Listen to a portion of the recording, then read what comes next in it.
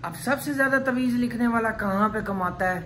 और वो कमाता है सास बहू के रिश्ते में, जहां पर सास अपनी आग निकाल रही होती है जा जाकर कि हमारी बहू हमारे बेटे को छोड़ दे, जब से आई हमारी जिंदगी में हमारे घर को दोजख बनाया हुआ है। या कुछ बहुएं जाती हैं, वो जाके कहती हैं हमारी सास हर बात में बोलती है। तो यार देखो, सो सिंपल सी बात है, अगर आप लोगों का गुजारा नहीं हो रहा तो जितने पैसे आप लोग काले जादू वालों में या तवीज वालों में जाया करते हैं, उससे आधे 3 गुना कम में आप अपने अलग घर में शिफ्ट हो जाएं। और हजरत अली रजी अल्लाह तआला अन्हु का कौल है कि जिंदगी उस्ताद से ज्यादा सख्त होती है, क्योंकि उस्ताद सबक देकर इम्तिहान लेता है और जिंदगी इम्तिहान लेकर सबक देती है।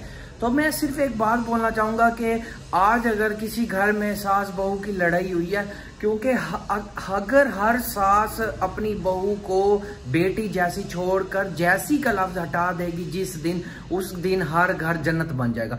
जिस दिन हर सास अपनी बहू को बेटी जैसा हटाकर बेटी समझेगी, उस घर में कोई लड़ाई नहीं होगी। अब होता कुछ यूं है, जब सास की और बहू की लड़ाई हो जाती है तो उसका जो लड़की का शोहर होता है, सास का जो बेटा होता है, वो ये बात बोलता है कि मेरी अम्मी गुस्से में है, नाराज हैं। जब वो औरत सही होती है, जब उसकी सास सही होती है, तो उस बेचारी बहू को ये बात बोली जाती है, उसका शोहर ये बात बोलता है कि तू हमारी माँ की इज्जत कर, हमारी माँ से वापस बोल, हमारी माँ से कंप्रोमाइज कर। लेकिन ठीक है, छोटी है, इंसान छोटा होता है, वो कहते हैं ना कोई झुक जाए, झुकने से अल्लाह ताला के नजरों में बड़ा हो जाता है। लेकिन अल्लाह ताला ने इरशाद फरमाया है कि अगर कोई आपको एक दफा डंग मारता है तो उससे एहतियात बरतें। बार बार डंग खाने वाला दुनिया का बेवकूफ तरीन इंसान है। हजरत अली रज़ी अल्लाह तआला अन्हु का एक और कौल है कि अगर आपको एक बिच्छू ने काटा है तो आप उस बिच्छू से एहतियात बरतें। अगर दोबारा कोई बिच्छू आपको काटता है तो आपसे बड़ा बेवकूफ कोई नहीं है। देखें, गुजारे इस तरह होते हैं ना कि कभी बड़ा झुके कभी छोटा झुके, पहले नंबर पे तो लड़ाई बनती भी नहीं है। तो यहाँ पर होता कुछ यूं है, जब सास की गलती हो, अगर सास का अच्छा मूड है तो वो अच्छा मूड देगी, अगर उसका बुरा मूड है तो वो अपने घर में वो बुरे मूड से चलाएगी। तो मैं एक बात ऐसी सासों को बोलना चाहता हूँ, क्योंकि आप भी कभी बहू थी, ठीक है। तो ये जो ड्रामे वगैरह बनते हैं ना, ये सारे हमारी अपनी जिंदगियों पे बनते हैं। और जब अगर कभी बहू का मूड खराब हो तो उस बेचारी की उसका शोहर कुत्ते वाली करता है कि तूने हमारी माँ के साथ ऐसे क्यों किया। देखें, इस्लाम में ये है कि शादी के बाद लड़का अगर इस्तात रखता है, लड़का की अगर इतनी हैसियत है तो वो अपनी बीवी को अलग घर में रखे, अगर नहीं रखता तो अलग पोर्शन में रखे जहाँ पे किसी की मुदाखलत ना हो। अच्छा, फिर उसके बाद सास ने कुत्ते वाली कर भी दी, सास ने घर में लड़ाई डाल भी दी, फिर उसके बाद घर में रोना पीटना शुरू कर दिया, मेलो ड्रामा शुरू कर दिए, ये शुरू करा।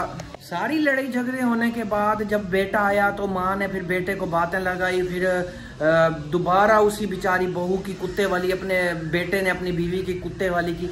तो देखें, जब एक लड़ाई हो गई है तो मर्द का काम है कमाना। आप जब एक मर्द कमा रहा होता है तो जब वो कमा के आता है तो आप उसको आते साथ फिर घर के झंझट बताने लग जाएं, तो फिर उस घर में लड़ाइयाँ झगड़े रहते हैं। तो सास एक बड़ी है, ठीक है, आप एक बड़ा होने का सबूत अदा करें। वैसे आप बड़े हैं, पूरे घर को आप चलाना चाहती हैं अपनी मुट्ठी के ऊपर, तो बड़ों का क्या काम होता है? लड़ाई झगड़े खत्म करना, ना कि लड़ाई झगड़े बढ़ाना। फिर वो सास क्या करती है? मेलो ड्रामे शुरू कर देती है।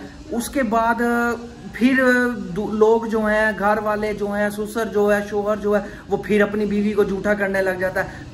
एट द एंड बहू झूठी है। तो मैं ऐसे लोगों को एक बात बोलना चाहूंगा कि कल को आपकी भी अपनी बेटी पैदा होनी है, किसी की बेटी के साथ उतना करो जितना आप ये चीज बर्दाश्त कर सको कि आपकी बेटी के साथ भी उतना हो।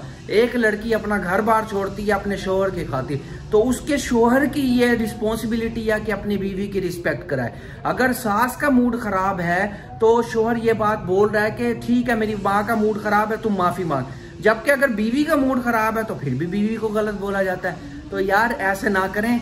आपकी भी अपनी बेटी पैदा होनी है, तो दूसरे की बेटी को जब तक आप सुख नहीं देंगे आपकी बेटी के साथ, तब तक सुख वाला रवैया इख्तियार आगे नहीं होगा। बाकी आप सब लोगों से एक छोटी सी रिक्वेस्ट है कि मेरी वीडियो को लाइक किया करें, शेयर किया करें, कमेंट किया करें और चैनल को सब्सक्राइब करें। दुआ में याद रखिएगा। अल्लाह हाफिज।